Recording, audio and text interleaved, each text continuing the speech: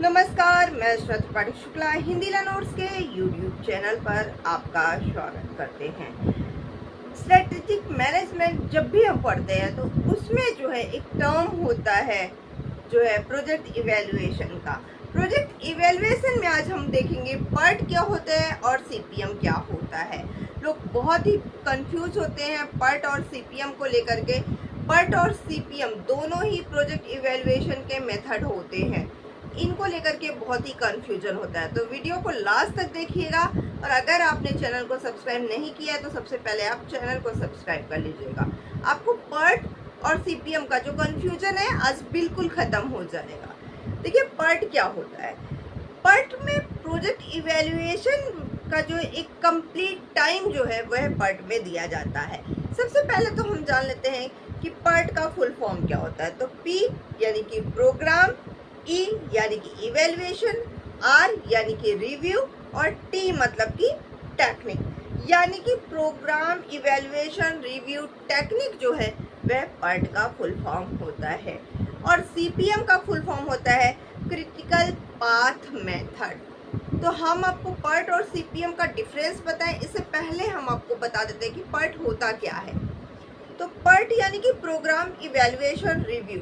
जब भी हम कोई भी बड़ा प्रोजेक्ट लेते हैं तो हमें नहीं पता होता है, या कोई प्रोजेक्ट अगर हम फर्स्ट टाइम जो है कोई प्रोजेक्ट ले रहे हैं तो वो हम पर्ट टेक्निक से उसका इवैल्यूएशन करते हैं।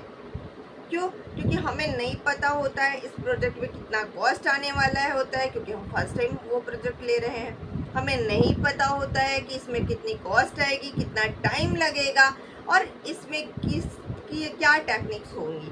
तो इन सबको इवैल्यूएट करने के लिए हम पर्ट मेथड अपनाते हैं।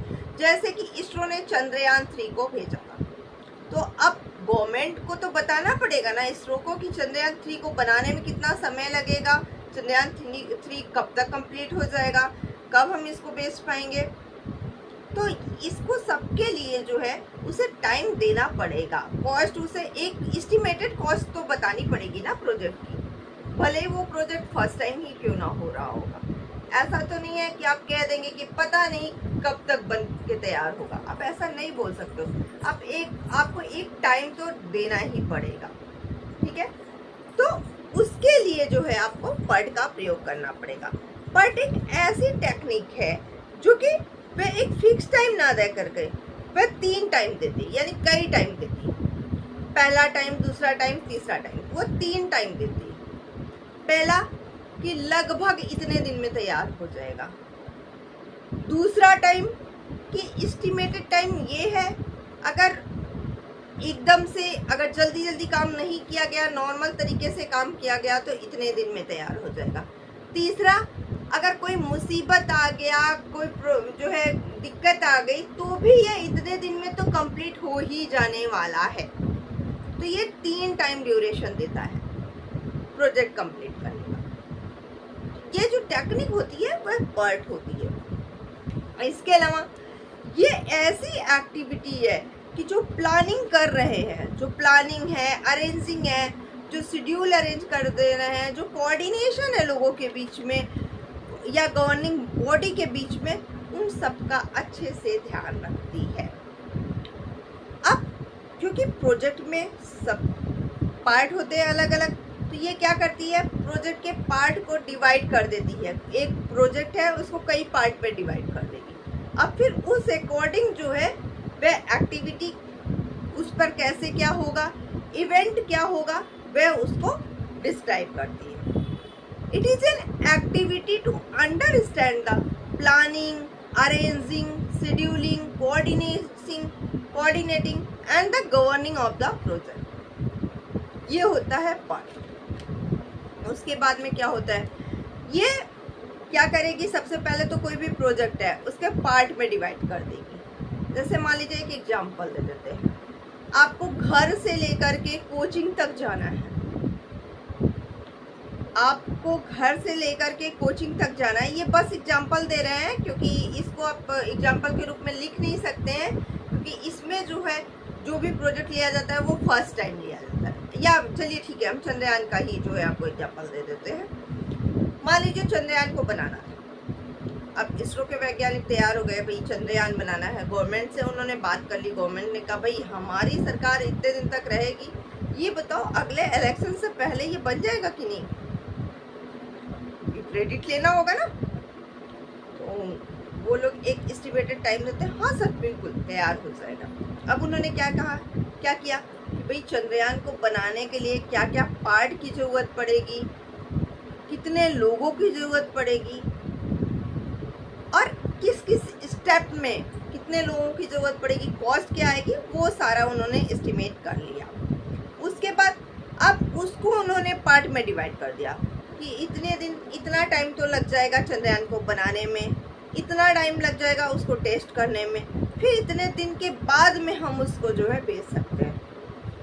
अब उन्होंने ये सब एस्टिमेट करने के बाद में थोड़ा टाइम और लेकर के उन्होंने इवेंट रख दिया कि सर आप इस दिन जो है वो चंद्रयान आपका बिल्कुल रेडी हो जाएगा।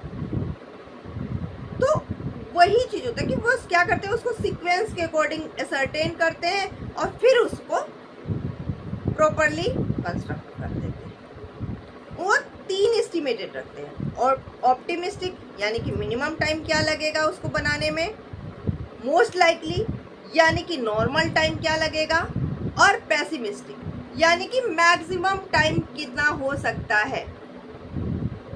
तो ये 3 एस्टिमेशन वो रखते हैं। अब ये केवल न्यू नेचर के प्रोजेक्ट पे ही अप्लाई होता है। कोई प्रोजेक्ट फर्स्ट टाइम अगर यूज हो रहा है तो उस पे ये पर्ट अप्लाई होगा टेक्निक। और ये किस लिए अप्लाई होता है, तो टाइम ड्यूरेशन असर्टेन करने के लिए। क्या करने के लिए, टाइम ड्यूरेशन असर्टेन करने के लिए ये अप्लाई होता है। अब बात करेंगे हम लोग सीपीएम मेथड की, यानी कि क्रिटिकल पाथ मेथड। जो क्रिटिकल पाथ मेथड होता है वह क्या होता है, वह किस लिए होता है, तो ये जो प्रोजेक्ट होता है, ये एक ऐसी टेक्निक होती है जो कि प्रोग्राम मैनेजमेंट के लिए होता है। इस टेक्निक की खोज 1950 में हुई थी जेम्स केले और मॉडर्न वोकलर के द्वारा। जो क्रिटिकल पाथ टेक्निक है यानी कि सीपीएम टेक्निक है, इसका मेन उद्देश्य क्या था, टाइम एस्टिमेशन और साथ ही साथ कॉस्ट को बहुत ही कम करना, कॉस्ट इफेक्टिव या एक कॉस्ट का अनुमानित आइडिया लगाना आप कह सकते हैं। ये जो है क्रिटिकल और नॉन क्रिटिकल टास्क दोनों पर अप्लाई होता है यह मेथड। इसका जो मेन पर्पस है वह क्या है कि मिनिमम टाइम में मिनिमम रिसोर्सेज के द्वारा जो भी आपने जो टास्क आप ले रहे हैं वह कंप्लीट हो जाए। यह मेनली यूज होता है डिफेंस में, कंस्ट्रक्शन में, एरोस्पेस में, इन सब जगह पे सीपीएम टेक्निक का यूज होता है। ये तो बात हुई कि क्या होता है पर्ट और क्या होता है सीपीएम। अब इन दोनों में डिफरेंस देख लेते हैं। तो पर्ट क्या है, यह अनसर्टेन एक्टिविटी होती है। क्योंकि भैया फर्स्ट टाइम यूज किया जा रहा है तो ये अनसर्टेन होती है। प्रोजेक्ट इवेल्युएशन फर्स्ट टाइम किया जा रहा है, ऐसा प्रोजेक्ट कभी बना ही नहीं था। और सीपीएम में क्या है कि प्रोजेक्ट ऐसा एग्जैक्टली तो नहीं बना था, परंतु कुछ ऐसा पहले ये इस टाइप के प्रोजेक्ट बन चुके हैं, तो उन्हें एक आइडिया तो होता है कि जो है इतना कॉस्ट लमसम हो जाएगा, इतने टाइम में लमसम बन जाएगा। एग्जैक्टली प्रोजेक्ट सेम नहीं होता है, बट कुछ सेम होता है। तो सीपीएम में क्या होता है, use to manage only a certain time, ठीक है, क्योंकि टाइम इसमें कहीं ना कहीं असर्टेन होता है। उसके बाद में जो पर्ट का टेक्निक होता है ये क्या होता है, इवेंट ओरिएंटेड होता है, जबकि जो सीपीएम है वह एक्टिविटी ओरिएंटेड होता है। पर्ट में क्या होता है, a technique is a planning and controlling of the time. इसमें मेन फोकस टाइम का होता है, भाई कम से कम समय में ये जल्दी से जल्दी बन जाए। जबकि सीपीएम ये कॉस्ट इफेक्टिवनेस होता है, यानी कि कॉस्ट और प्लस टाइम दोनों इसमें जो है मैनेज करने होते हैं, दोनों असर्टेन करने होते हैं। अब जो पार्ट है वह प्रोबेबिलिटी मॉडल का होता है। जबकि जो सीपीएम है वह डिटर्मिनिस्टिक मॉडल का होता है, क्योंकि इसमें कॉस्ट पता करना होता है और साथ ही साथ एक लिमिटेड टाइम में भी करना होता है। जो PERT है वो क्योंकि न्यू प्रोजेक्ट के लिए होता है, तो ये नॉन रिपीटिव नेचर होता है, अब फिर से वह रिपीट नहीं होगा। जबकि सीपीएम है वह रिपीटिव नेचर का होता है, उसको रिपीट किया जा सकता है, हो सकता है फिर से अगला प्रोजेक्ट जो है उसी टाइप का बनाना पड़ता है।